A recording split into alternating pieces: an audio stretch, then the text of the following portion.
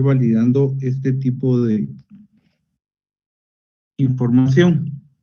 Podemos, en la NIA 510, en el párrafo 6, nos menciona estos procedimientos. Nos menciona la determinación de si los saldos del cierre anterior han sido correctamente traspasados al periodo actual o cuando proceda si han sido reexpresados.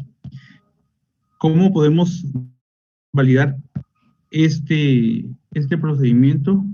Normalmente es un procedimiento bastante sencillo que puede ser únicamente tener la partida de cierre del año anterior y validando que los saldos hayan pasado íntegramente al nuevo año que estamos auditando.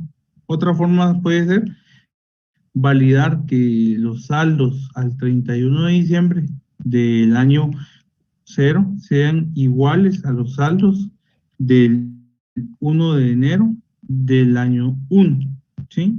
En este caso podemos decir que los saldos que se tenían al 31 de diciembre de 2019 hayan sido trasladados íntegramente al saldo inicial del año 1 del 1 de enero del año 2020. En el párrafo B, la determinación de si los saldos de apertura reflejan la aplicación de las políticas contables adecuadas. Básicamente es tener la política de la compañía y validar que sus registros se hayan realizado de acuerdo a lo que se estipula en sus contratos, en sus políticas aplicadas en el año anterior y sean de acuerdo al marco de referencia. En la literal C, la realización de uno o más de los siguientes procedimientos. La revisión de los papeles de trabajo del auditor predecesor para obtener evidencia en relación con los saldos de apertura, si los estados financieros del ejercicio anterior hubieran sido auditados. Cuando nosotros empezamos a revisar un estado financiero que ya ha sido auditado, nosotros podemos determinar si es necesario poder tener una reunión con el auditor predecesor para revisar de aquellos rubros significativos que puedan llamar nuestra atención y de los cuales necesitamos tener evidencia sobre cómo han logrado satisfacer ellos su procedimiento de auditoría.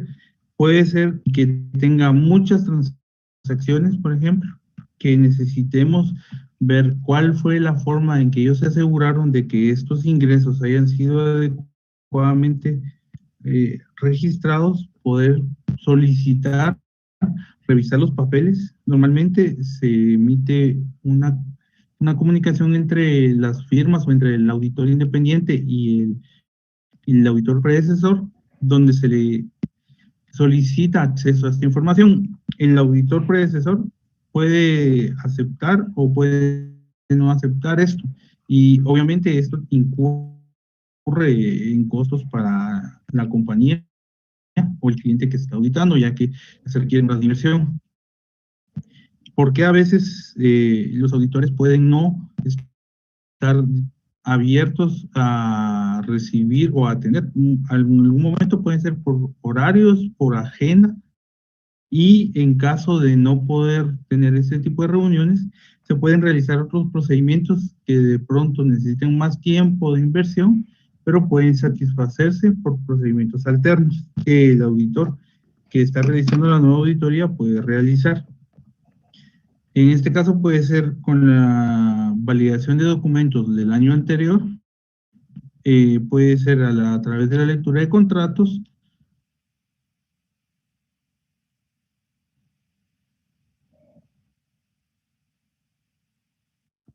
o algún otro documento que pueda obtenerse. Los procedimientos de auditoría aplicados en el periodo actual proporcionan evidencia relevante en relación con los saldos de apertura. Es decir, acá podríamos tomar nosotros como ejemplo, ver si nuestros procedimientos en los préstamos o en los contratos de arrendamiento podemos leer y validar que los saldos iniciales son correctos y son adecuados a lo que corresponde en el estado financiero. En la literal 3, la aplicación de procedimientos de auditoría específicos para obtener evidencia en relación con los saldos de apertura. Si existe un saldo importante en el estado financiero inicial que llama a nuestra atención y que nosotros como auditores independientes necesitamos validar para obtener una satisfacción, nosotros podemos realizar procedimientos específicos. Correcto. En este caso, podemos ver que si de pronto la compañía tiene inversiones de muy alto nivel y hubieron disminuciones durante el año, podemos nosotros realizar confirmaciones de saldos iniciales por los saldos de acciones que se tienen a esa fecha, a realizar un arqueo de acciones o ver la documentación de venta de esas acciones que se tenían al inicio del año. Eso siempre y cuando llame a nuestra atención y sean líneas del estado financiero materiales significativas que llamen a nuestra atención y que nosotros como auditores hayamos determinado que eso puede tener una relevancia en los estados financieros y en nuestra opinión respecto a lo que estamos auditando. Luego, tenemos otro procedimiento de auditoría. Si los estados financieros del periodo anterior fueron auditados por un auditor predecesor y expresó una opinión modificada, es decir, una opinión con salvedades, o una opinión negativa o se abstuvo de opinar, el auditor evaluará el efecto que la cuestión que originó la modificación tiene en la valoración de los riesgos de incorrección material en los estados financieros del periodo actual, de conformidad con la NIA 315. ¿En qué resumo este párrafo? Normalmente cuando un auditor inicia una auditoría nueva, lo que normalmente uno debe de hacer es solicitar el informe de auditoría del auditor predecesor y leerlo, entender si tiene salvedades, si tiene una negación, si tiene una suspensión o si tiene una opinión limpia y leer las políticas contables plasmadas en ese informe. Ese es uno de los procedimientos normales y que deben realizar. Asimismo, deben de tomar un estado financiero emitido por la administración del cliente o por el cliente, compararlo contra lo que está en el informe. En este caso, si yo estoy auditando al 31 de diciembre de 2020, yo debo de solicitar el informe de auditoría al 31 de diciembre de 2019 y el estado financiero de la administración a esa misma fecha y comparar para ver, analizar si la presentación es de acuerdo al marco de referencia sobre el que yo voy a auditar y sobre el que están contabilizados.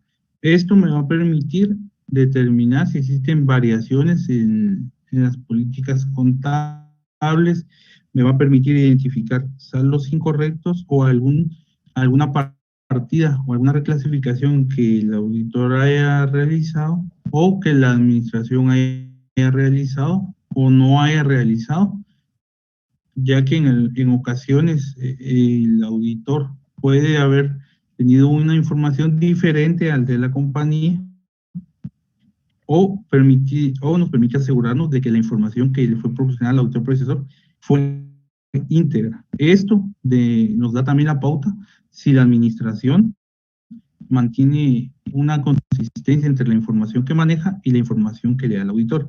Por eso es uno de los saldos o uno de los procedimientos más importantes que deben de realizar al inicio de auditoría. Leer los estados financieros y compararlos con el informe de auditoría, que les va a dar una noción bastante importante sobre la situación financiera de la compañía y sus reportes. ¿En qué podemos concluir? En el párrafo 10 de la NIA 510 nos dice que si el auditor no puede obtener evidencia de auditoría suficiente y adecuada con respecto a los saldos de apertura, expresará una opinión con salvedades o denegará la opinión sobre estados financieros según corresponda, de conformidad con la NIA 7055. ¿Y a qué se refiere esto? Esto se refiere básicamente que si existe un saldo que viene de años anteriores, que viene y que yo no audite, y que la administración de la compañía nos dice que no tiene documentación que respalde dicho saldo, y que nos diga que en el año anterior el auditor sí lo vio y que este año por X razón no puede mostrarnos, no puede compartirnos, no nos puede proporcionar ningún tipo de documentación, nosotros podemos decir que como no tuvimos a la vista esta información, podemos calificar o modificar nuestra opinión. ¿Esto en qué se podría dar?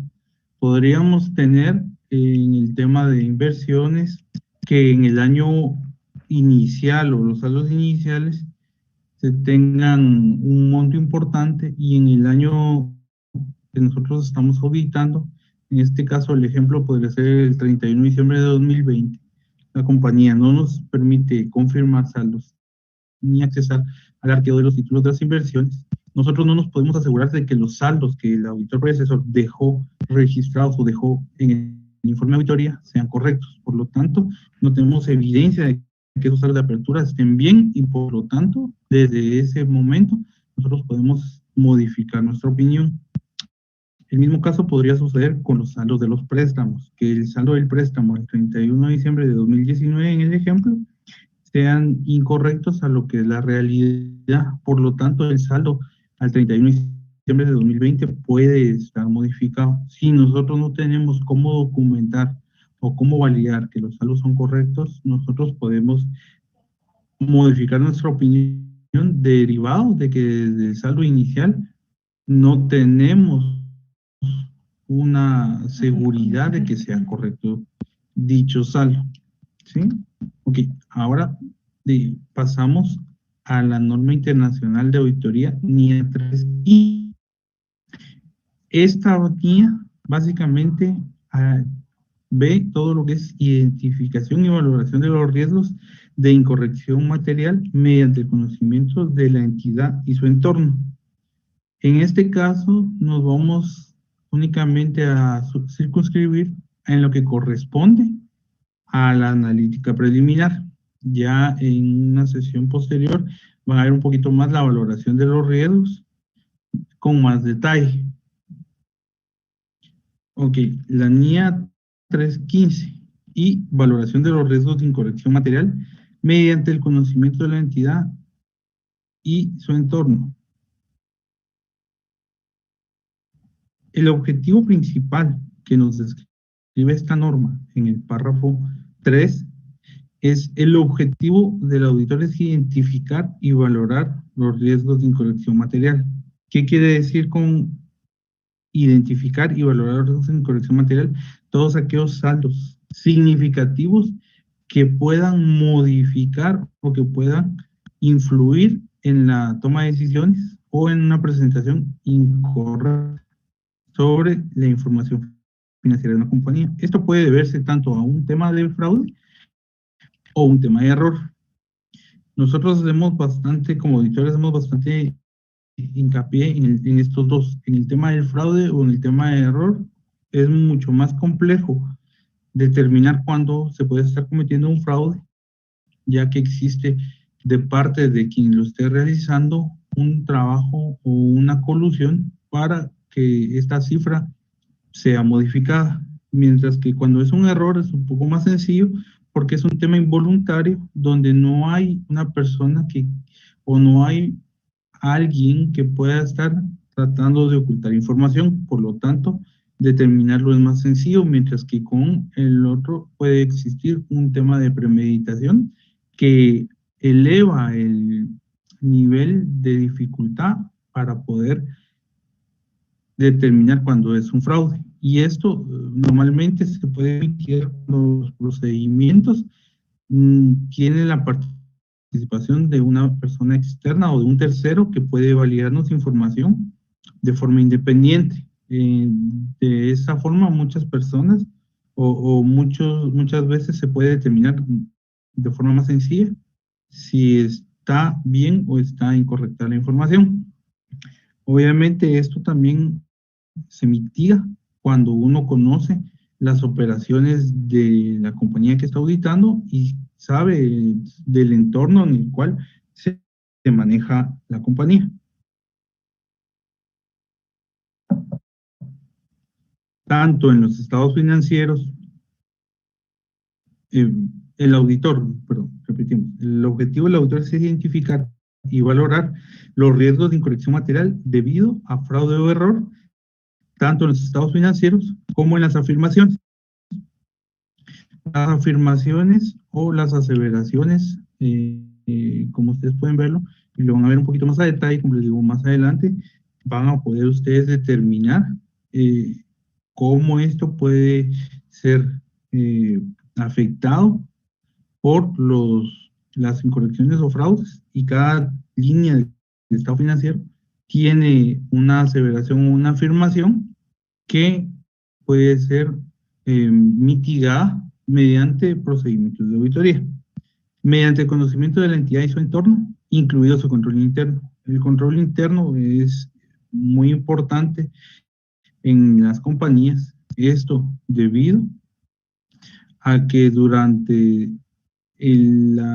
los procedimientos o las contabilizaciones diarias, los cierres contables, la aplicación de las políticas de la compañía, ya sea el auditor interno o puede ser el mismo control interno realizado por cada uno de los niveles de los que forma parte una compañía, minimizan el riesgo de errores o fraudes. ¿Qué quiere decir esto? Si una compañía tiene una adecuada segregación de funciones, difícilmente va a existir la posibilidad de realizar un fraude. Esto de tener una adecuada segregación de funciones es parte del control interno, y entre más segregados y establecidos estén, puede ser mucho más puede ser mucho más sencillo determinar a qué corresponde eh, este tipo de incorrecciones o de fraudes. No necesariamente se puede tener los fraudes si una estructura de control interno puede ser pequeña, pero si una persona es la que maneja la caja y maneja la emisión de los cheques y maneja las compras, pues no hay una adecuada segregación y los temas de fraude pueden ser eh, mucho más sencillos.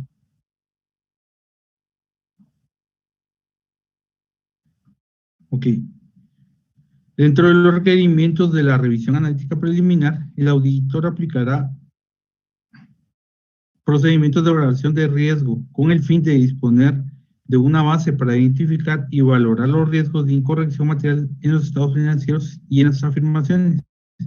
No obstante, los procedimientos de valoración de riesgos por sí solos no proporcionan evidencia suficiente y adecuada sobre la que basar la opinión de auditoría. Esto básicamente es cuando ustedes vayan a profundizar en una matriz de evaluación de riesgos en las cuales ustedes van a poder detectar si los estados financieros están susceptibles a un error o a un fraude. No, con esta evaluación ustedes van a poder determinar si es probable su ocurrencia o no, y no van a poder con esto validar que esto esté ocurriendo. Esto lo que les ayuda es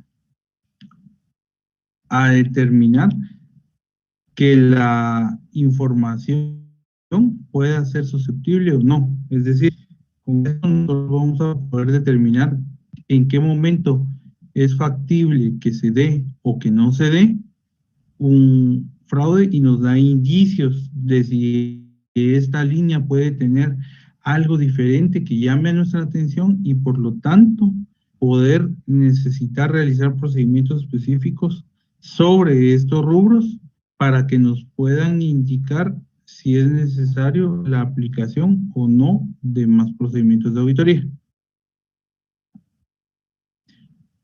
Ok, ¿Qué procedimientos de auditoría? Los procedimientos analíticos aplicados como procedimientos de valoración del riesgo pueden identificar aspectos de la entidad que el auditor no conocía y facilitar la valoración de los riesgos de incorrección material con el fin de disponer de una base para el diseño y la implementación a los riesgos valorados. Si nosotros determinamos que uno de los riesgos puede estar en el rubro de inventarios, porque vemos que todo el inventario se conforma de materiales y repuestos que pueden ser tornillos o que pueden ser cosas pequeñas, nosotros podemos decir o intuir que existe el riesgo que haya el llamado robo hormiga, que puede ser que muchas veces pues se llevan una cajita de tornillos, que se pueden llevar cosas pequeñas y para lo cual los controles internos de la compañía que nosotros ya conocemos o que estamos conociendo, que ya nos hemos entrevistado con el bodeguero, que hemos podido ir a hablar y validar con nuestra observación cómo se realiza todo el proceso dentro de el tema del inventario. Si nosotros concluimos que el control interno es débil, nosotros podemos diseñar procedimientos que mitiguen el riesgo de que exista un robo hormiga que pueda afectar los saldos de la compañía. ¿Qué podemos, para hablar un poco más al respecto, qué podríamos hacer en este ejemplo? Podríamos nosotros realizar procedimientos imprevistos o impredecibles de un inventario sorpresa, en el cual nosotros en un momento específico que concluimos que es necesario, podemos realizar un inventario selectivo de un pasillo, de una góndola, de un rack, para validar que todo esté en su lugar y que no existan estas diferencias. ¿Qué otro tipo de procedimientos podríamos hacer?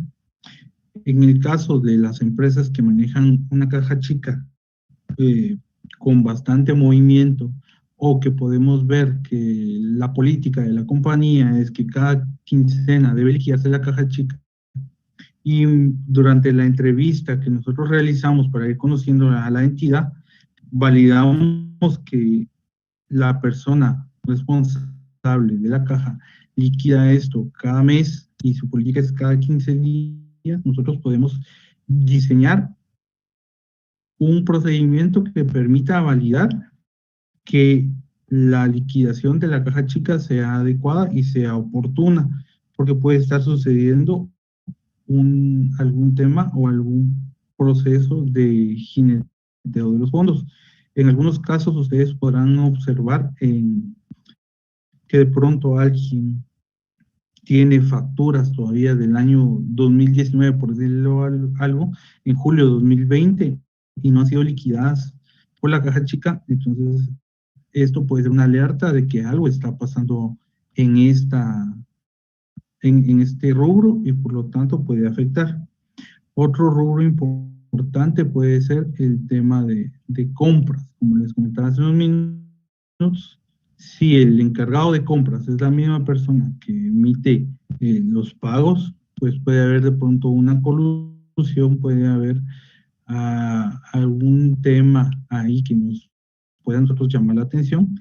Por lo tanto, nosotros podemos venir y diseñar un plan e implementar un procedimiento que nos asegure que lo que la compañía está haciendo para minimizar el riesgo sea correcto, o identificar algún posible fraude. Esto podría ser simplemente que validar los procesos de compra, que existan 3 cotizaciones, que hayan niveles adecuados de compra. Y si la empresa es pequeña, pues que podamos tener nosotros conocimiento de los negocios y más o menos tener un poco de investigación de ver los penales y que sean adecuados al giro de negocio.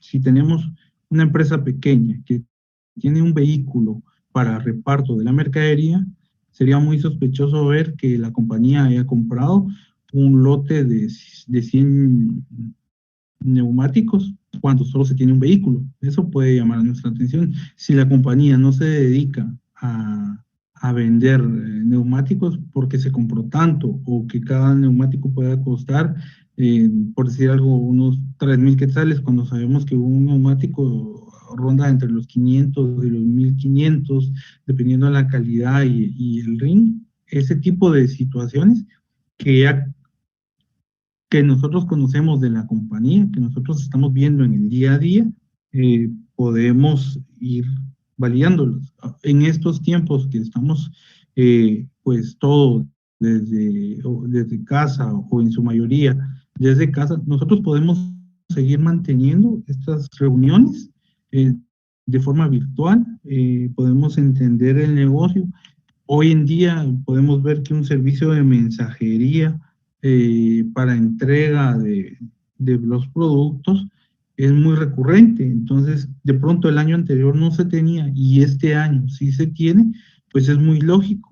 Entonces nos causa esa lógica y podemos nosotros validar haciendo un procedimiento que podríamos decir la cantidad de ventas hechas a domicilio contra la cantidad de viajes realizados por el mensajero, podría darnos a nosotros un estimado de que los números son razonables. Obviamente, ¿cómo nos podemos nosotros validar de que esto sí sea, cómo podemos nosotros incrementar la seguridad sobre la situación o sobre que el gasto sea correcto?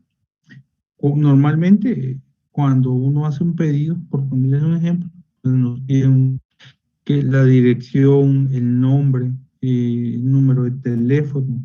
Entonces, si la compañía tiene muchos datos que respaldan sus transacciones, sus operaciones, pues es mucho más confiable y nosotros podemos, dependiendo de los procedimientos, podríamos nosotros llamar o confirmar a los clientes para validar si los datos ahí son exactos, son verídicos.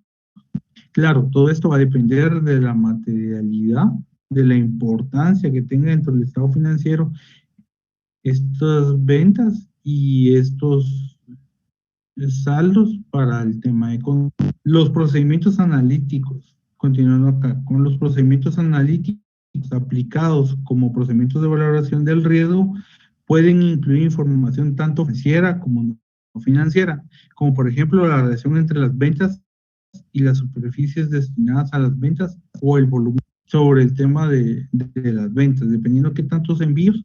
Si sabemos que por cada envío nosotros vamos a cobrar, por decir algo, 25 quetzales, si tuvimos pues 100 envíos van a ser 2,500 quetzales. Eso nos puede dar una relación de ver que durante el año la empresa debe tener un control que lleve cuántos envíos se han tenido. Eso debe reflejarse en el estado financiero y por lo tanto nos debe dar a nosotros la seguridad de que la información presentada es correcta.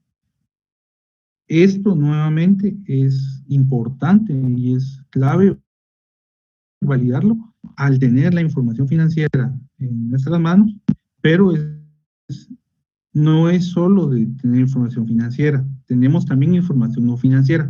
Esa información no financiera, ¿cómo la vamos a obtener? ¿O cómo vamos a poder asegurarnos de que es correcta, de que existe? A través del conocimiento de la entidad. ¿Cómo podemos nosotros conocer la entidad? ¿Cómo nosotros podemos alcanzar ese manejo de las operaciones? A través de reuniones con el personal clave. En este caso, si la empresa se dedica por decir algo, a la venta de frascos de medicina, podemos tener una reunión con la persona de logística.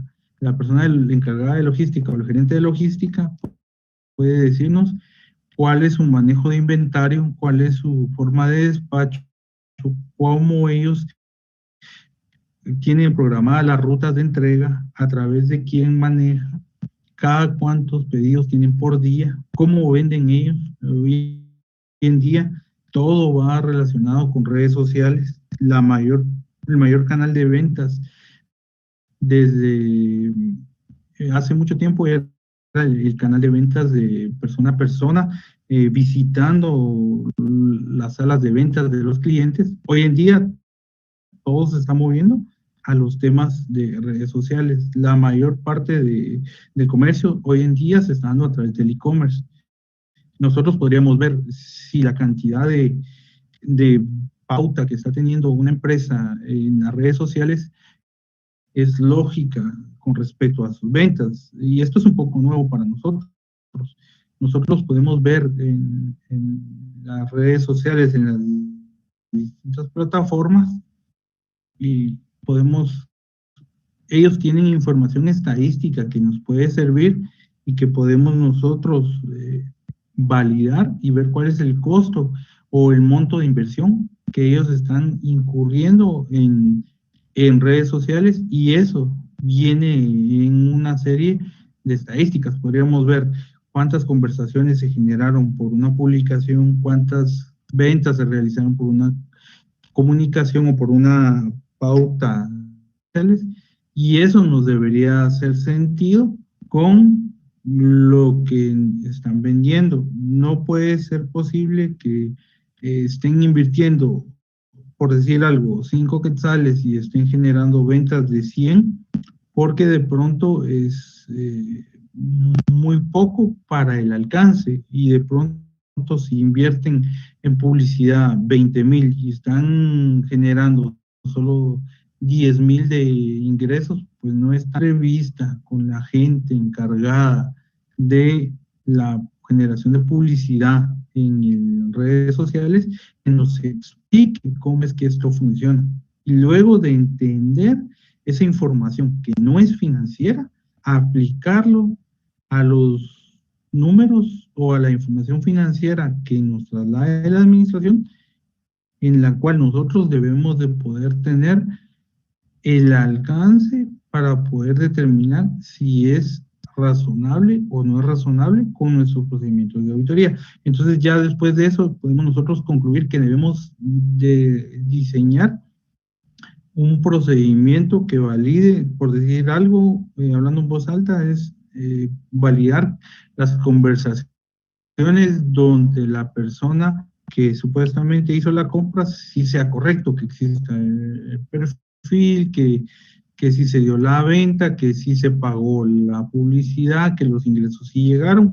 Entonces es como ir cambiando ya un poco la perspectiva de que no todas las ventas pueden ser por el canal tradicional. Ya hoy en día vamos caminando o cambiando hacia un enfoque de más ventas por e-commerce, ¿verdad? Por todo ese tema del comercio virtual. ¿Qué otros procedimientos?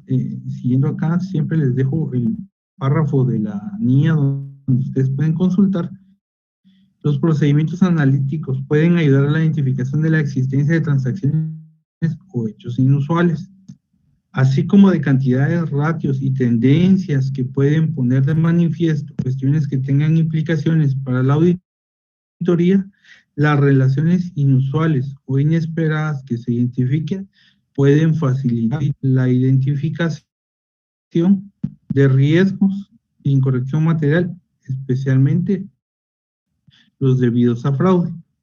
¿Qué quiere decir esto? Que nosotros podemos venir y hacer un análisis de la información de cantidad de ratios, tendencias que pueden tener implicaciones para la auditoría. Algo que es muy común hacer en este tipo de procedimientos es en los commodities o en aquellas empresas agrícolas que se dedican a vender productos con precios de bolsa. El precio de bolsa que se maneja en mercados futuros, nosotros podemos tener como referencia para saber si el precio por quintal, por tonelada métrica, es razonable con la información que se tiene de acceso público. Y esto ustedes pueden simplemente en su buscador ingresar cuál es el tipo de mercado en el cual el cliente al que ustedes están atendiendo o la auditoría que ustedes están realizando es correcto. Por darles un ejemplo, nosotros podríamos venir y tomar todo el tema del mercado del azúcar. Nosotros simplemente buscamos en internet el precio del azúcar de hace 5 meses y puede ser que el precio que nos indica la bolsa es de $11 según el contrato 5 por cada quintal de azúcar. Nosotros venimos y tomamos el tema de los ingresos y lo dividimos agarramos el total de ingresos por venta de azúcar y lo dividimos dentro del total de quintales, nos debería dar más o menos un valor similar al que nosotros estamos teniendo en ese precio. Esto es bastante sencillo y nos puede dar una idea de si el ratio y la tendencia es lógico. Luego, esto lo podemos venir y validar con los contratos de venta que pueden existir. Lo mismo podríamos hacer con otros mercados de futuros. ¿Qué otros mercados de futuros podríamos tomar de cierta forma similar? Podríamos tomar el café, podemos tomar el aceite de palma, podemos ver también el hule. Ahora, esto no solo se define o no solo se refiere al tema agrícola. Nosotros también podemos ver cuánto, o nos puede ayudar esto, cuánto cuesta el arrendamiento por metro cuadrado en un centro comercial. Podríamos nosotros de pronto buscar en internet cuál es el costo de arrendamiento de un kiosco en un centro comercial X o cuánto es el precio de arrendamiento de un centro comercial ubicado en X zona, y eso nos da a nosotros un monto razonable de cómo o de qué tanto puede ser alto o bajo, usual o inusual, el precio o el costo que la compañía que estamos auditando está incurriendo en esta línea en específico. Y esto lo podemos ver nosotros desde la analítica preliminar. Ahorita no hemos entrado a realizar procedimientos de auditoría, simplemente estamos entendiendo.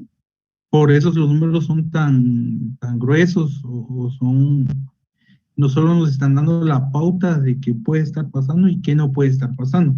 Obviamente esto se va a hacer cuando el rubro de inventarios o de ingresos por venta de un commodity es importante, o el rubro, el costo del arrendamiento por locales comerciales es importante, porque si son números muy pequeños dentro del estado financiero y no se pueden ver así tan sencillos, este tipo de procedimientos no son factibles. Aquí a continuación vamos a ver un ejemplo de a qué me refiero. Y como les dice acá, en las relaciones inusuales o inesperadas que se identifiquen pueden facilitar al auditor la identificación de riesgos de incorrección material, especialmente los debidos a fraude. Si el costo o el ingreso por la venta de commodities es desproporcional al precio que se está manejando en bolsa de un commodity, nosotros podríamos decir o tener el indicio de que algo no está bien ahí y por lo tanto incrementar nuestros procedimientos. Puede ser que exista ingresos diferentes a la venta del commodity o del producto y que por eso sean más altos. Y no necesariamente va a ser un fraude, puede ser un error en la clasificación y nosotros debamos de proponer una reclasificación para que los saldos o los estados financieros sean presentados de forma correcta. Pasando al siguiente slide. Sin embargo, cuando en dichos procedimientos analíticos se utilicen datos de un elevado grado de agregación, como puede ser el caso de los procedimientos analíticos aplicados como procedimientos de valoración del riesgo, los resultados de dichos procedimientos analíticos solo proporcionarán una indicación general inicial sobre la posible existencia de una incorrección material. Es justo lo que les decía. No podemos nosotros con este tipo de procedimientos concluir que algo está bien o que está mal, pero nos dan una idea inicial sobre si puede existir o no una incorrección material.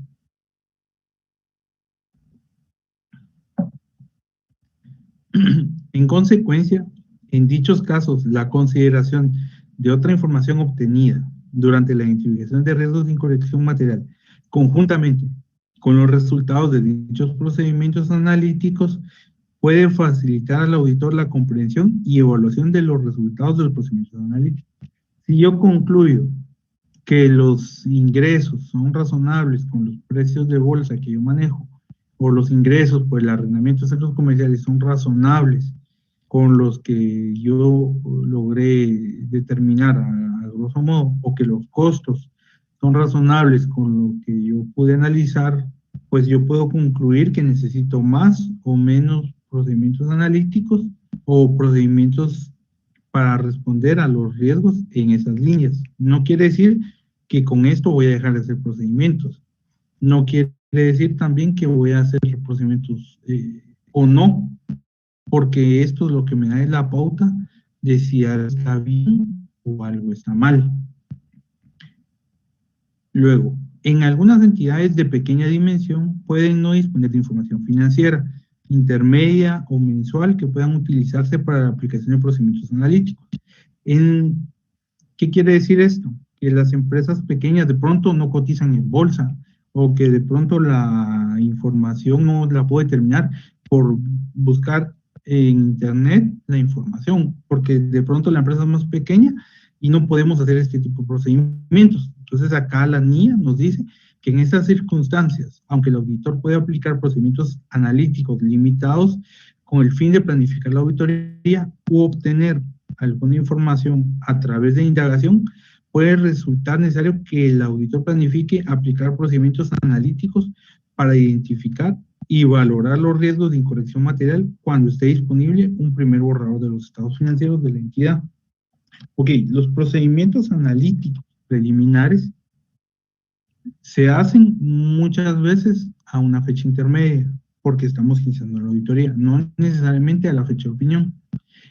¿Qué es esto? En nuestro medio, normalmente las auditorías se hacen al 31 de diciembre del año, pero no quiere decir que hasta el 31 de diciembre vamos a realizar los procedimientos analíticos.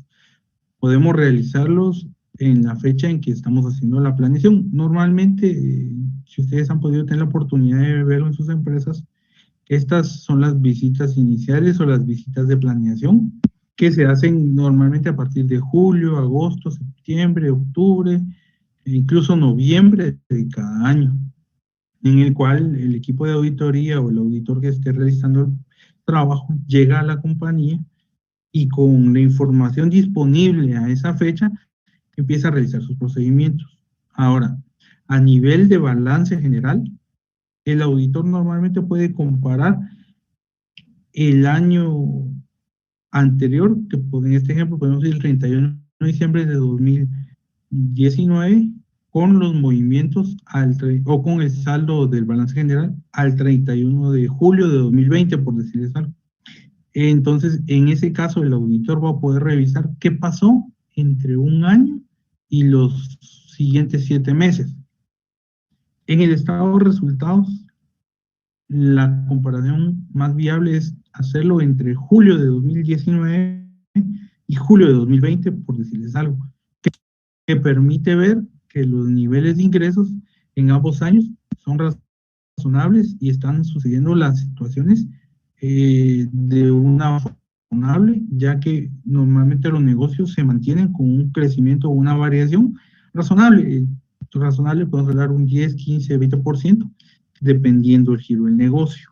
No es muy común que una compañía duplique sus ingresos de un año a otro, o que, por el contrario, que disminuyan en un 50, un 100%, ¿verdad? Entonces, eso nos va a permitir formarnos una idea, y eso nos dice acá que si no tenemos la información disponible, como pueden ser precios de bolsa o precios de información externa, que nos pueden servir de referencia, nosotros podemos hacer un análisis comparativo entre los saldos que nos permite identificar o tener información sobre que las variaciones o los cambios entre un año y otro son lógicos, son razonables, están dentro de los márgenes aceptables, que nuestro juicio profesional lo permiten, lo aceptan, y nosotros podemos concluir que es lógico.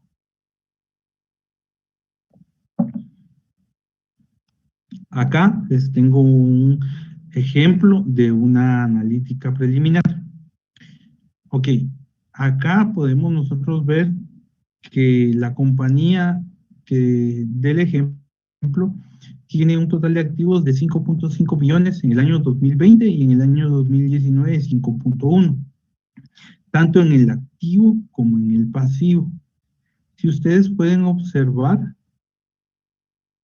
los cambios importantes que podemos detectar en esto es correspondiente al tema de las inversiones. Si ustedes ven al 31 de diciembre de 2019, las inversiones eran de 301,000 y en el 31 de diciembre del 2020, en este ejemplo, es de 1.9 millones. ¿Qué quiere decir esto? Que se incrementó. Como esto siempre es una partida doble, nosotros podemos detectar que también en la propiedad planta de equipo hubo una disminución de 1 millón. Nosotros podemos decir entonces que, o podemos intuir que de pronto la compañía vendió propiedad planta y equipo y ese dinero lo utilizó para comprar acciones que ahora son inversiones de la compañía. Eso nos da a nosotros, nos da la pauta de que tenemos que tener un procedimiento adicional en la baja de esa propiedad planta de equipo y en la alta de esa inversión.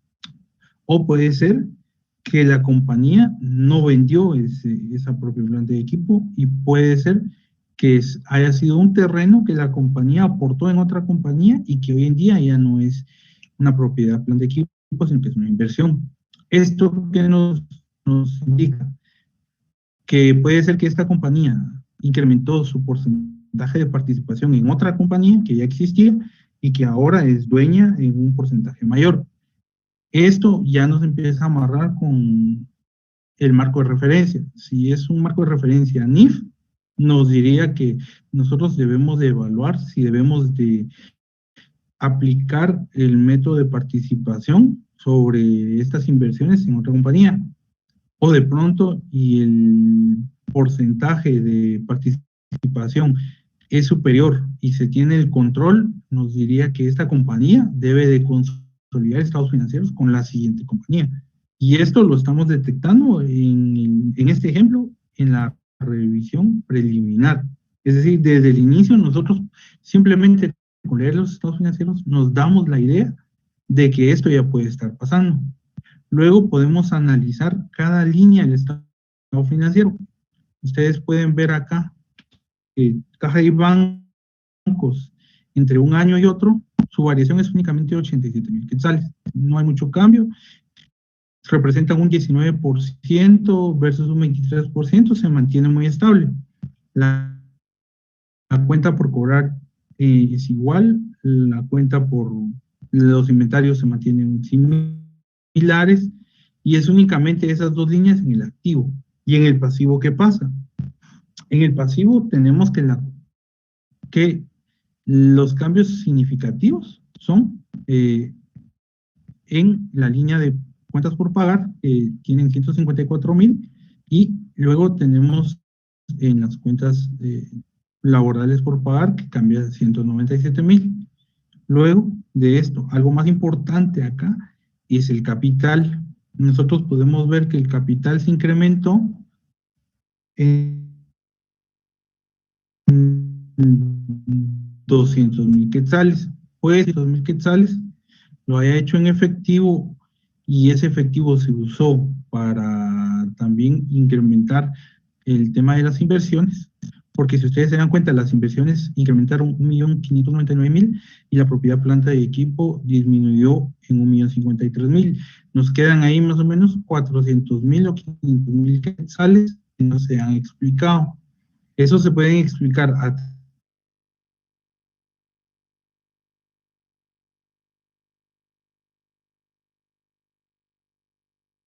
través de incrementar la posición en la inversión de la siguiente compañía o de la nueva compañía. Estos temas los vemos y nosotros ya sabemos también que tenemos que validar que el incremento del capital sea razonable, que se haya efectuado el pago, que la compañía haya realizado la escrituración o la modificación en la escritura de constitución, que las acciones ya se encuentren emitidas y estén a favor de la compañía.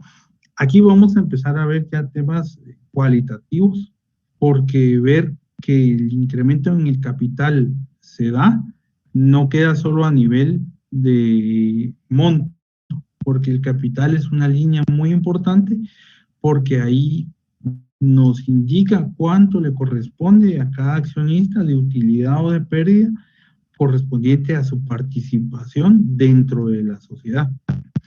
Acá también, acá ya validamos, ya vimos y analizamos los números, los cambios porcentuales. Ahora, a nivel de línea, de características de los rubros que integran el balance y el activo y el pasivo, nosotros podemos ver que de pronto propiedad, planta y equipo, dependiendo del marco de referencia que estemos analizando, necesitemos aplicar una norma que asegure la reevaluación o que esa propiedad, planta y equipo esté reflejada razonablemente de acuerdo a los valores que correspondan. Esto quiere decir que nosotros ya sabemos que tenemos que aplicar, en el caso de las NIF full, podríamos aplicar la NIF 16, o en el caso de pymes podríamos aplicar la sección 17, para validar que esos saldos estén de acuerdo a la normativa que nosotros estemos aplicando. En el pasivo, nosotros podríamos fácilmente ver que las indemnizaciones necesitan de pronto estar bajo el alcance de la NIF de 19 sobre el tema de que todas las prestaciones hacia los empleados estén validados razonablemente. Y podríamos nosotros ver que esto sea lógico y que no esté registrado en base a un tema únicamente impositivo, es decir, a niveles de marco de referencia, que podría ser la aplicación de las políticas del impuesto sobre la renta. Entonces ahí ya podemos nosotros empezar a analizar qué información nosotros podemos poder discernir o poder identificar que pueda necesitar mayor o menor atención. Otra cosa importante es ver acá que las otras cuentas por pagar normalmente no están como no corriente, pero ¿qué hacen en la sección de no corriente? Eso nos da un indicio de que la clasificación de esto puede estar equivocado y deba ser reclasificado al no corriente. Y otra vez, esto lo estamos determinando o estamos identificando que puede o no puede ser desde la revisión analítica preliminar. Ahora, ¿qué correspondería hacer? En este ejemplo, nosotros deberíamos de poder, con esta información, revisar la información que ya nos dio el cliente, la compañía, analizar las integraciones que tengamos, la información no financiera, contratos, avalúos, escrituras, cheques de aportación. Esto nos debería de hacer lógica con lo que hemos analizado, pero no podemos dejarlo ahí. Nosotros podríamos, después de esto, solicitar una reunión con las áreas correspondientes. En el caso de propiedad, planta y equipos, si la compañía tiene una persona encargada de este rubro, podríamos hacer una reunión con esta persona para conocer a más profundidad por qué se originó este movimiento, a qué corresponde, o bien podríamos solicitar una reunión con el gerente financiero. El gerente financiero nos podría decir qué pasó, por qué se están haciendo estos movimientos, y esto lo constatamos ya con la información documental, y ese ya es un procedimiento de auditoría. Pero todo nace desde que nosotros realizamos la revisión analítica preliminar. En el caso de las otras cuentas por pagar, de pronto y la reunión que necesitamos es con el contador general. El contador nos indica, sí, mire, es un error que se cometió el año pasado y vamos a corregir este año. Desde este momento nosotros ya determinamos un ajuste. O puede ser que nos digan, mire, si es otra cuenta por pagar, porque no cumple con la naturaleza de cuentas por pagar, pero que se va a pagar en 3 años. Entonces dice uno, bueno, si se va a pagar en 3 años, puede ser lógico que esté como un pasivo no corriente, porque no es algo que se vaya a liquidar en el corto plazo, ¿sí? Ok, pasamos al estado de resultados. Nosotros tomamos nuestro estado de resultados y vemos que nuestra utilidad y nuestra pérdida de un año a otro cambió de una forma importante. En el 31 de diciembre de 2019, en este ejemplo, teníamos 165,000 de pérdida. Y en el año 2020 tenemos 36,990 de pérdida.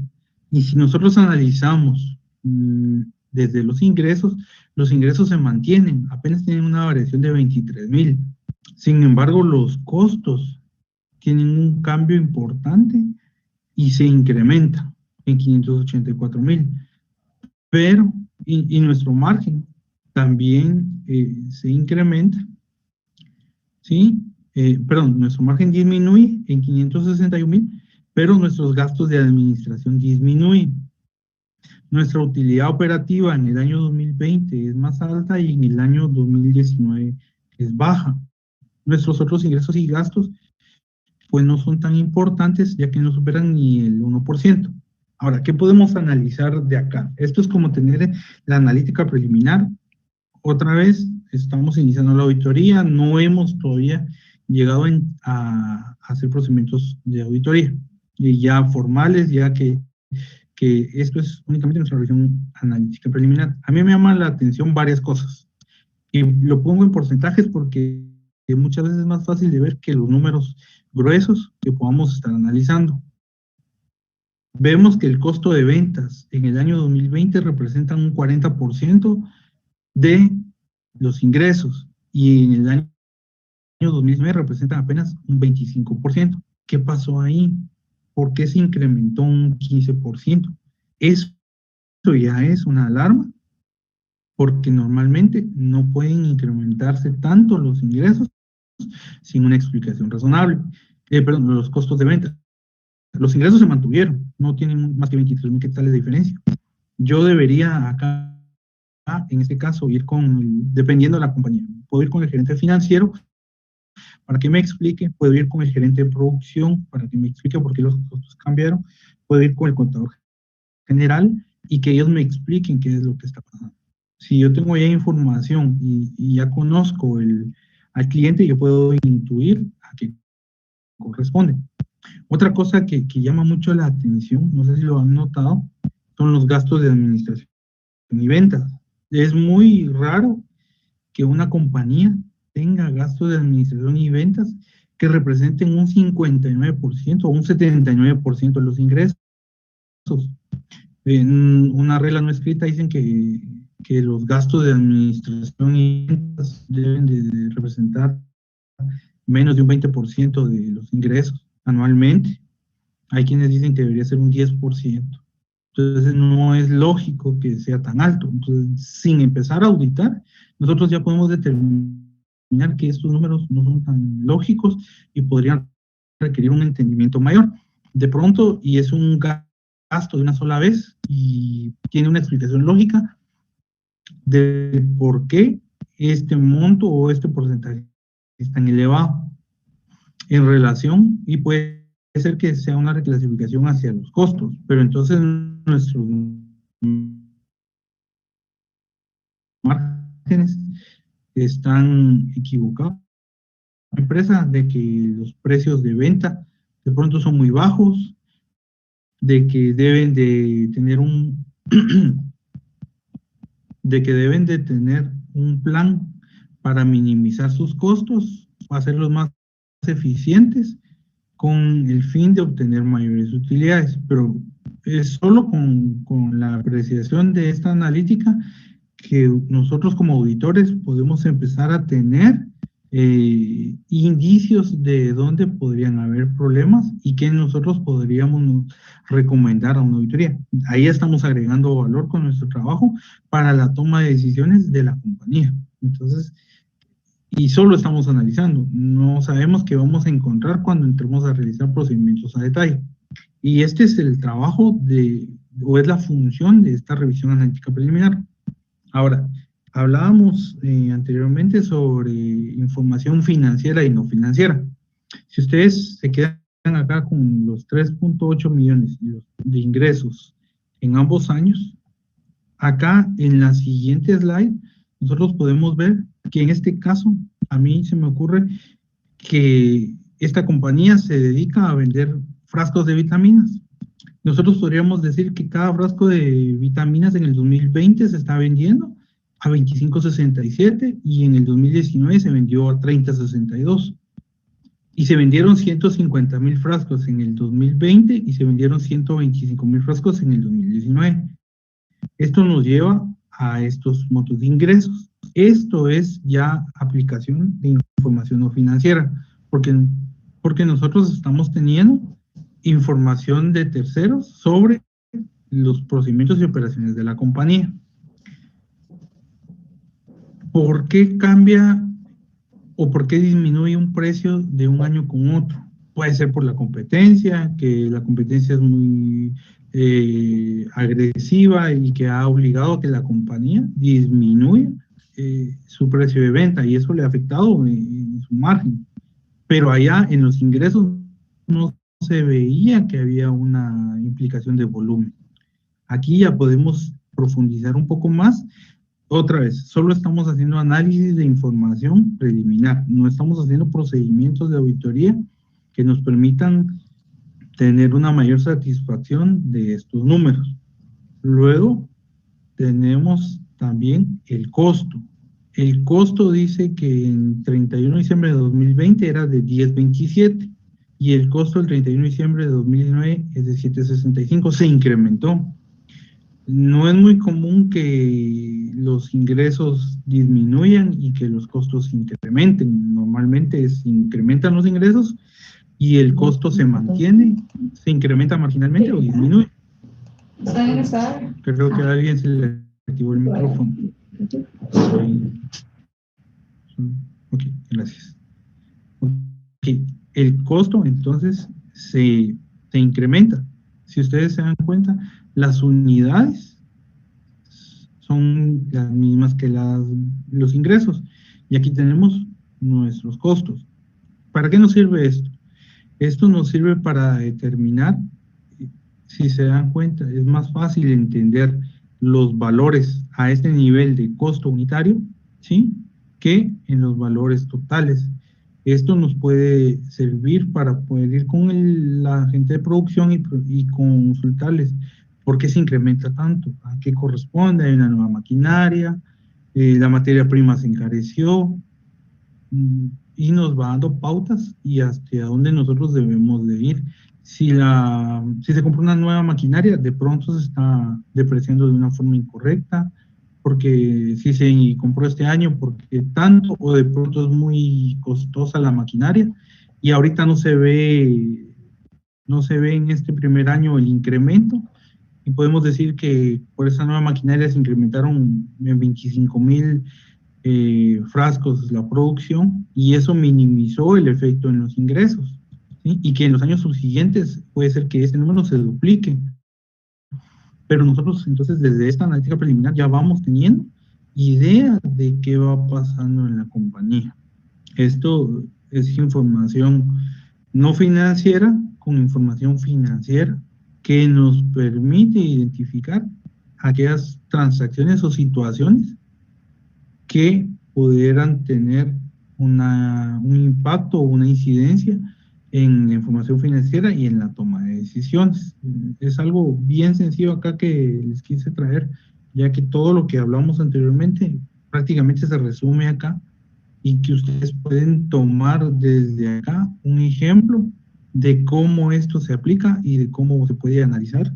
No simplemente son números fríos o números muertos, sino que estos números normalmente tienen vida y explican año con año las variaciones y los cambios y cómo esto nos sirve a nosotros como auditores para tener un mayor conocimiento, poder identificar de mejor forma aquellas líneas importantes que requieren una mayor atención en nuestro procedimiento de auditoría.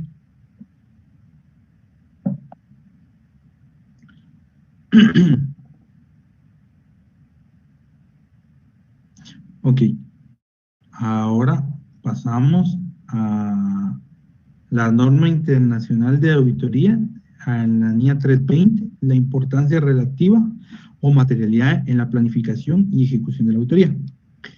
Lo que hemos hablado anteriormente, hemos hablado sobre qué es significativo, sobre cuáles saldos de apertura debemos validar, Pero ¿cómo vamos a poder identificar qué es importante o qué no es importante? ¿Cómo vamos nosotros a poder tener ese juicio profesional para ver si es necesario o no es necesario auditarlo o revisarlo? ¿Y esto cómo lo logramos? Lo logramos a través de la NIA 320. La NIA 320 nos da los lineamientos técnicos y profesionales para poder llegar a la conclusión sobre qué es significativo, qué tiene importancia relativa y qué no lo puede tener. Y empezamos acá en la línea 320 en el párrafo 1, con su alcance. Y nos dice que trata de la responsabilidad que tiene el auditor de aplicar el concepto de importancia relativa en la planificación y ejecución de una auditoría de estados financieros. Esta parte es importante porque nos habla de dos momentos, la planificación y la ejecución. Como la planeación normalmente se hace una fecha previa al cierre de los estados financieros, podemos nosotros determinar una importancia relativa o materialidad diferente al momento de realizar los procedimientos de auditoría, que normalmente se hacen en dos momentos. La ejecución puede ser durante la visita preliminar y luego posterior al cierre de los estados financieros, por allá entre enero y febrero, ya posterior a haber hecho el cierre del año, que en nuestro medio, el año es del 1 de enero al 31 de diciembre, o el periodo de auditoría, y nosotros ya empezamos a tener números finales sobre los cuales calcular la auditoría posterior al cierre del ejercicio. Dependiendo de en qué momento se calcule, ese momento puede definir los procedimientos y el alcance de ellos durante la ejecución de la auditoría. Vamos a hablar un poquito sobre esa relativa en el contexto de una auditoría. Las incorrecciones, incluidas las omisiones, se consideran materiales, sí, individualmente o de forma agregada, es decir, de forma agregada en su conjunto o totales, y cabe prever razonablemente que influyan en las decisiones económicas los usuarios que toman basándose en los estados financieros. ¿Qué quiere decir esto? Que dependiendo cuánto es el monto de esas omisiones, se van a tomar en cuenta para la modificación de los estados financieros. Es diferente que exista en un estado financiero de 500,000 quetzales un error de una factura de 20 quetzales, de pronto no es significativa. En un estado financiero de 500,000 quetzales, que haya un error en una factura de 100,000, pues es importante. El 20% es más importante de una forma cuantitativa en ese estado financiero. Pero una factura de 25,000 quetzales en un balance de 1,000,000 de quetzales puede ser que no sea tan significativo. Ahora, esto es significativo desde el punto de vista de la presentación de los estados financieros. Pues a nivel de control interno o de auditoría interna, todos los montos son importantes, todos los montos deben de tener una estructura de control interno que mitigue este tipo de errores, omisiones, ¿sí? Para no confundir. Esto es básicamente en la planificación, ejecución y auditoría, porque no necesariamente ese error puede significar desembolso efectivo, y no el desembolso de los 25 quetzales en el ejemplo puede influir en la toma de decisiones. No es sobre la integridad de la información, básicamente es el efecto que pueda tener en la toma de decisiones. Los juicios sobre el siguiente párrafo, los juicios sobre la importancia relativa se realizan teniendo en cuenta las circunstancias que ocurren y se ven afectados por la naturaleza, por la magnitud o la naturaleza de una incorrección o por una combinación de ambas. Dependiendo, la magnitud se refiere más a los montos y la naturaleza se refiere a las características de las líneas, es lo que hablábamos anteriormente en el ejemplo del análisis preliminar donde hablábamos del capital. De pronto, un error en el capital no es de un monto importante, sin embargo, debido a su naturaleza y que esto va a depender la participación de los accionistas dentro de la compañía, sí se hace necesario evaluar, aunque sea mínimo, su efecto en el estado financiero. Si se dan cuenta, no siempre es magnitud, puede haber características, que en este caso la naturaleza, para tomar en cuenta, ¿sí? En el siguiente párrafo, los juicios sobre las cuestiones que son materiales para los usuarios de los estados financieros se basan en la consideración de las necesidades comunes de información financiera de los usuarios en su conjunto. ¿Qué quiere decir esto?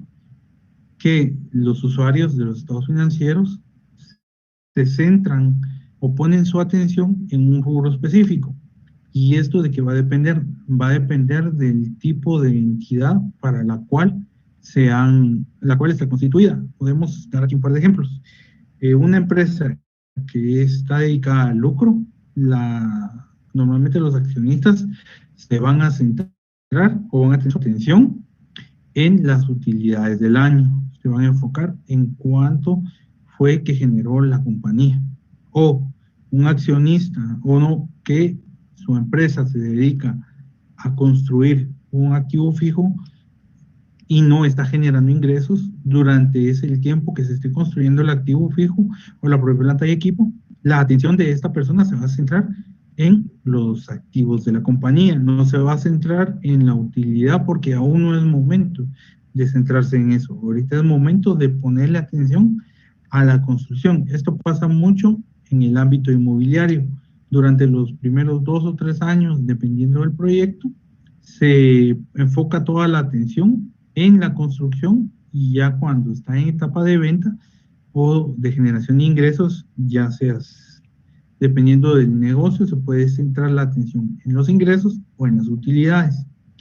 Y en entidades que no se dedican a esto, que se dedican a temas sociales, como puede ser una fundación o una asociación, y que lo que realmente le importe es generar programas de apoyo para las personas, para algún grupo en específico, la importancia ellos van a centrar su atención en la obtención de donaciones o en la ejecución del gasto. Es decir, si la fundación que nosotros estamos auditando o la asociación que nosotros estamos auditando se dedica al medio ambiente, la atención de los usuarios se va a centrar, uno, en cómo se están obteniendo los ingresos para poder ejecutar los proyectos que se tienen, ya sea de reforestación, de reciclaje, del pago del consultor que está dando la capacitación a un sector específico, de salud para los médicos que están atendiendo a una comunidad específica. Entonces, los usuarios de los estados financieros van a centrar su atención en cómo se ejecutaron esos costos o esos gastos o cómo se obtuvieron esos ingresos. Y por lo tanto, nuestra materialidad debería de enfocarse en esa cuenta o en ese rubro para la determinación de la materialidad. Luego, dentro de los requerimientos, tenemos lo siguiente. Al establecer la estrategia global de auditoría, el auditor determinará la importancia relativa para los estados financieros en su conjunto. Si en las circunstancias específicas de la entidad hubiera algún tipo o tipos determinados de transacciones, saldos contables o información a revelar que, en caso de contener incorrecciones por importes inferiores a la importancia relativa para los estados financieros en su conjunto, habría razonablemente prever que influyeran en las decisiones económicas que los usuarios toman basándose en los estados financieros.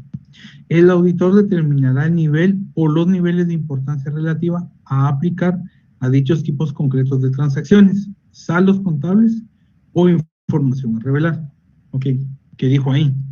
Ok, esto se basa Las primeras dos líneas nos hablan de que normalmente un auditor, al hacer o al determinar su materialidad en la planeación de la auditoría, va a evaluar los estados financieros en su conjunto y va a determinar, sobre lo que hablamos hace unos minutos, de en qué centra su atención los usuarios de los estados financieros. Sobre ese rubro va a determinar su materialidad. La siguiente parte del párrafo se refiere a que dentro del estado financiero puede surgir una línea o un rubro en que los usuarios de los estados financieros no centran toda su atención, sin embargo, sí centran parte de su atención. ¿Qué quiero decir con esto? Normalmente, una empresa lucrativa se va a dirigir la atención sobre las utilidades, pero en ocasiones y en circunstancias específicas de los usuarios de los estados financieros, y acá lo hice, si en las circunstancias específicas de la entidad existen transacciones o saldos contables o información a revelar que los usuarios necesiten tener conocimiento. En esta compañía que se dedica a la generación de utilidades, puede ser que la cartera de cuentas por cobrar esté de un alto valor y los usuarios de los estados financieros necesiten saber qué está ocurriendo en ese rubro específico. Entonces viene el auditor y al momento de la carta compromiso, de que se fijan el alcance de la auditoría, le dicen: necesito que hayas una especial atención sobre la cartera de cuentas por cobrar. Entonces nosotros hacemos procedimientos específicos sobre esa línea y determinamos una materialidad específica sobre esa línea. ¿Por qué? Porque se intuye o ya tenemos indicios de que en esa línea puede existir algún tipo de omisión, error o fraude. Entonces nuestros procedimientos van a ser diferentes para ese rubro, van a ser mucho más específicos que en lo que nos permite tener nuestra importancia relativa sobre los estados financieros en su conjunto, es decir, sobre la materialidad que determinamos del total de los procedimientos o el total de los saldos que el estado financiero tiene.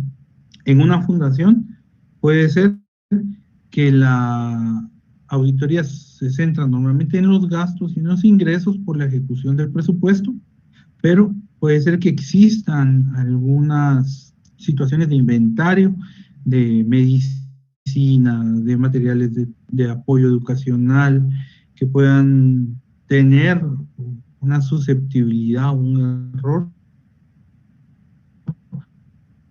o a una omisión y que permiten tener un mayor alcance. Ahora, esto lo puede ser que nos lo pida la administración al momento de realizar todos los procedimientos de contratación, de la carta compromiso, de fijar el alcance.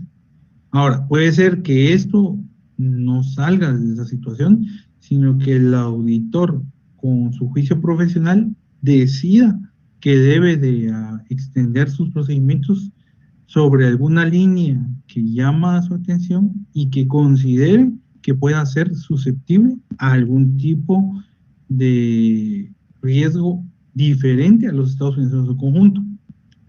Podría mencionarles un ejemplo: que la compañía tenga 10 ubicaciones y esas 10 ubicaciones, 9 están en el área metropolitana, y que normalmente la compañía tenga un control interno importante sobre estas 9 ubicaciones y que la 10ª estuviera en Petén o en Huehuetenango y no se tiene una recurrencia o un control interno tan robusto. Y la importancia de esta ubicación es importante, y valga la redundancia, dentro del estado financiero, puede motivar a que el auditor incremente o modifique sus procedimientos para esta área específica y por eso determina una materialidad específica aplicable a esta ubicación. Ok, luego, ahora pasamos al tema de materialidad. Aquí ya nos vamos un poco más a lo práctico. Para esto me gustaría a mí hacerles, y no hay necesidad que me lo respondan, solo vamos a hacer una analogía. ¿Qué pasa cuando ustedes quieren comprar un celular? Cuando ustedes quieren comprar un celular, ustedes normalmente van a validar el precio, qué características tiene el celular, si tiene un buen alcance, si tiene una buena cámara, si tiene una memoria que sea aceptable a lo que yo necesito. Ustedes conocen su uso, ustedes conocen sus marcas, conocen cuáles son los necesarios de acuerdo a lo que ustedes utilizan. Ustedes pueden tomar una decisión de si van a invertir un monto en una empresa A o en una empresa B al adquirir ya sea un celular por un plan o si lo van a adquirir por el tarjetero, que no van a invertir en un plan, que no se van a amarrar a un contrato y que ustedes van a con un costo más alto por la inversión inicial. Eso es lo que ustedes hacen.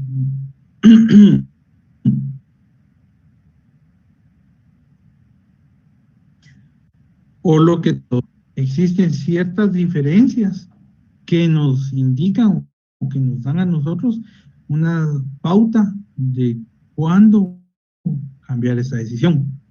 Si un celular que a mí me gustó en la empresa A cuesta 2.500 y en la empresa B cuesta 2.300, el monto no es el que va a hacer que yo cambie de pronto de decisión por comprarlo en una empresa o en otra. Me dan acceso a todas las redes y en la empresa B no, y la diferencia son 200 quetzales. De pronto, yo por esas cualidades o esas características cualitativas que me da la empresa B, que no me da la empresa B y que sí me da la empresa A, yo me voy a decidir por la empresa A. Entonces, nosotros ya tenemos una decisión influenciada primero por la magnitud y después por la naturaleza. Y si a eso le agregamos que la empresa A no tiene recepción donde yo voy a usualmente a mantenerme y la empresa B sí, hay otra característica que me hace pensar por qué empresa me voy a decidir. Entonces yo ya tengo que analizar y utilizar mi juicio profesional para determinar con qué compañía me voy a quedar. Esta misma analogía o este mismo tema, ejemplo que les estoy dando, es muy similar a la materialidad, porque la materialidad no siempre se va a basar únicamente en montos, se va a basar en características cualitativas y en el lugar donde lo voy a usar. Solo que en materialidad no tenemos precios, ni vamos a tener lugar de recepción, ni datos ilimitados, ¿verdad? En este caso, la materialidad vamos a tener la magnitud, que es el monto que nos va a permitir diseñar y enfocar nuestros procedimientos, y vamos a tener características de los rubros y el área donde los vamos a usar o utilizar son los marcos de referencia. Si un marco de referencia me implica que mi atención se va a centrar sobre el impuesto que yo voy a pagar, de pronto es importante que yo utilice la utilidad antes del impuesto porque me va a dar la base imponible para determinar si mi impuesto está bien calculado o no. Ok, habiendo dicho eso, los traigo ahora al tema aplicable de la norma. Y les traigo la selección de las cuentas normalmente utilizadas por las diferentes compañías o por las diferentes auditorías, perdón, en la de auditoría a diferentes compañías. Si una empresa se dedica a la generación de utilidades, normalmente puede ser que utilicemos la utilidad antes de impuesto para determinar nuestra materialidad, porque los usuarios de los estados financieros centran su atención en este rubro, ¿sí? Y normalmente las compañías que centran su atención en este rubro son compañías lucrativas. Ahora, en ingresos y gastos, normalmente son, como les comentaba, entidades no lucrativas, entidades con alta fluctuación en la utilidad neta. Ok, utilidades no lucrativas se van normalmente en ingresos y gastos, porque es lo que hablábamos de las fundaciones que quieren determinar cuándo o cómo se obtuvieron esos ingresos y cómo se ejecutaron esos gastos. Ahora, ¿qué digo con entidades con alta fluctuación en la utilidad neta? Como vimos en el ejemplo anterior, en la analítica preliminar, los ingresos entre los años son muy similares. Sin embargo, la utilidad de un año con otro cambia de tener pérdida un año a tener utilidad en el año siguiente. Y esto influenciado por los gastos de administración. En este tipo de casos puede ser que la utilidad antes de impuesto o después de impuesto no sea la idónea para la determinación de nuestra materialidad, y la materialidad o el benchmark o la selección de cuentas importante debe ser los ingresos, ya que su comportamiento es constante y es muy similar y nos da una mejor pauta para poder determinar si las operaciones de la compañía son consistentes con un número que pueda estar estable. Y normalmente las empresas que utilizan esta cuenta o este rubro como benchmark o como selección para la determinación de los ingresos son las fundaciones, las asociaciones y las compañías lucrativas en las que fluctúe la utilidad neta, como en el caso anterior. Y esto puede ser así en muchos rubros. Ok, los activos y pasivos son compañías que se centran en el mantenimiento de activos. Es lo que les decía hace unos minutos, es las empresas que de pronto se están dedicando ahorita a construir un bien, toda su atención se va a centrar en esa construcción y van a ir viendo o monitoreando ese incremento o ese cambio en el activo. Y puede ser que en el estado de resultados pues no estén generando ingresos o sus gastos sean mínimos. Y entonces el usuario del estado financiero únicamente centra su atención en esa línea. Y luego, en el rubro específico, que era lo que vimos en el párrafo anterior, las compañías presentan problemas en rubros específicos. Usualmente la cartera de clientes, incluso puede ser una cuenta corriente. ¿Dónde podemos encontrar nosotros cuentas corrientes? Clientes se dan mucho en el área agroindustrial, donde normalmente con los productores agrícolas se les da un financiamiento, se les da un monto para que ellos puedan preparar todo el tema de la cosecha y poder ir proveyendo de materia prima a la empresa agroindustrial para que pueda ser procesada o pueda ser revendida. Entonces, en estas empresas o en este tipo de industria específico, normalmente se utiliza un rubro específico si se presenta o si nuestro juicio profesional nos indica que puede existir algún problema o algún inconveniente en este rubro. Luego, ya con esto ya vamos terminando. Acá les traigo un ejemplo de cómo puede determinarse la materialidad y de cómo podemos ir aplicando los porcentajes de referencia.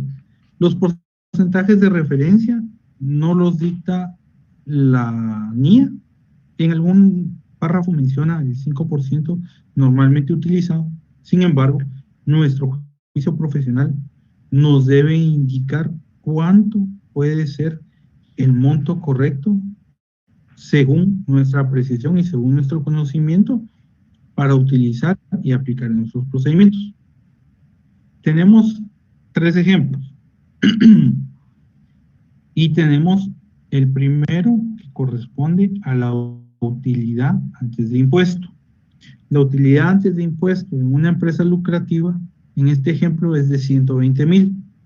El 5% de 120,000 son 6,000. El 2% son 2,400 y el 6% son 7,200.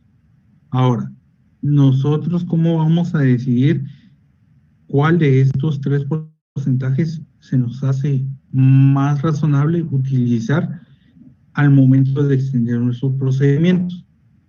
Si nos vamos por lo que en algún momento nos dice la norma, que nos habla de un 5%, nosotros vamos a utilizar 6,000. Sin embargo, las operaciones pueden ser mayores o menores en promedio a este número. Si todas son menores a 6,000 y es muy pequeña la operación, puede ser que es factible utilizar esto y solo tenemos que determinar los procedimientos adecuadamente al momento de diseñar el procedimiento. Eso lo van a ver, si no estoy mal, en la NIA 520.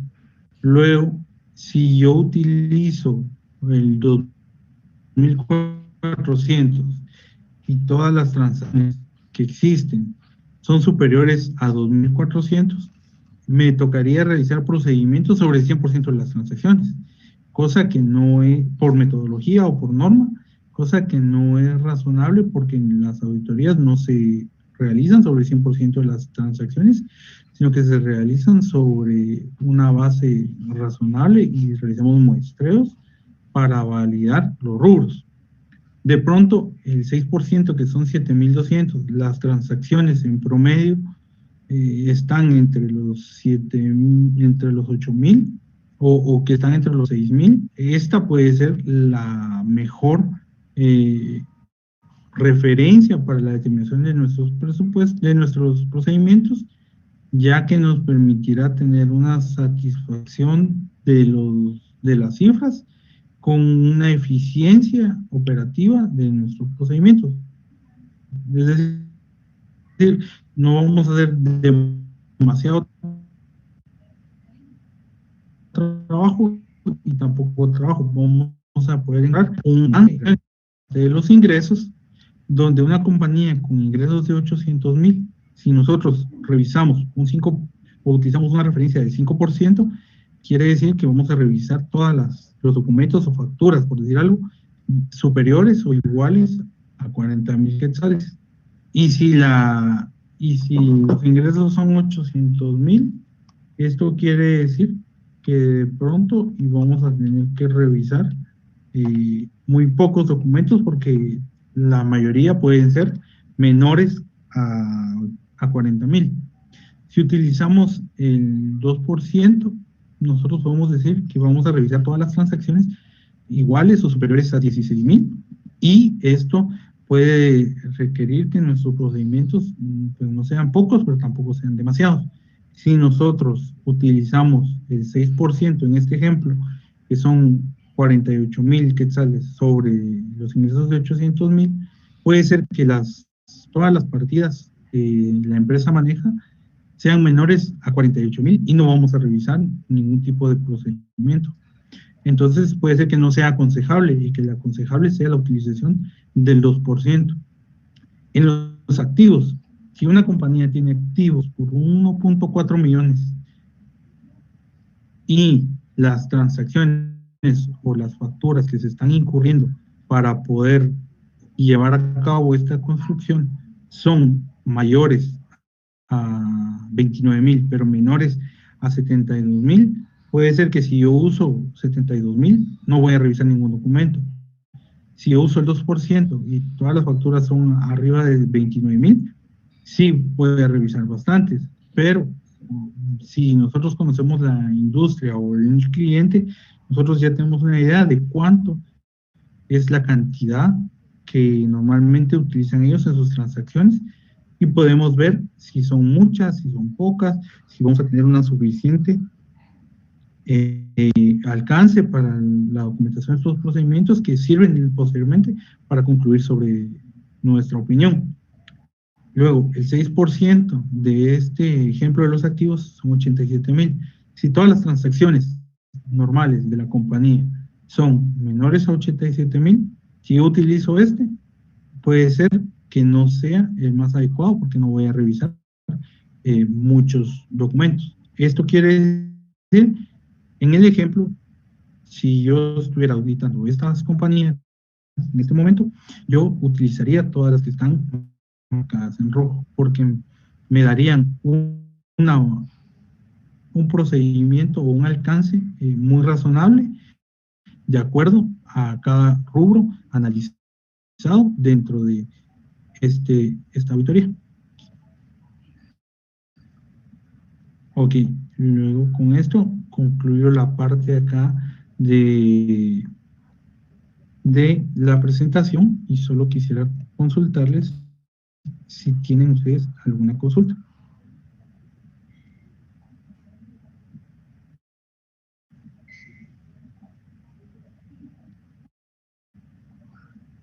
Solo tienes el micrófono apagado. Perdón, gracias. Muchas gracias, Luis Miguel. La verdad que agradecemos tus conocimientos compartidos, tus experiencias. Me pareció muy bueno la revisión analítica preliminar, los ejemplos que dices que básicamente pues nos dan un panorama general de cómo realizar una revisión preliminar, una analítica preliminar. La materialidad también, puntos claves durante la planeación, y pues al final caemos o resumimos que en la etapa de planeación pues es una parte, es un área de la más importante durante el curso de la auditoría. Nosotros tenemos una correcta y adecuada planeación. Básicamente con estas circunstancias que pues han pasado de esta pandemia, pues muchos procedimientos los vamos a hacer en virtuales, entrevistas, indagaciones, pero esas circunstancias de hacer una planeación a distancia no nos va a eximir de realizarla de forma adecuada, tomando en cuenta todos los aspectos durante el curso de la auditoría, ¿verdad? Así que te lo agradecemos un montón. Muchas gracias por tu discernimiento.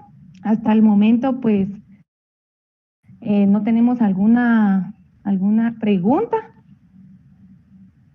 Vamos a esperar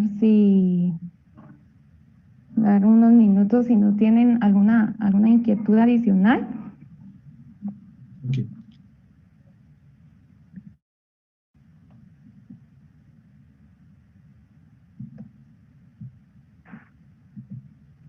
Y si no más que nos queda pues agradecerte, Luis Miguel, tu tiempo. Gracias por estar aquí con el Instituto Guatemalteco de Contadores Públicos.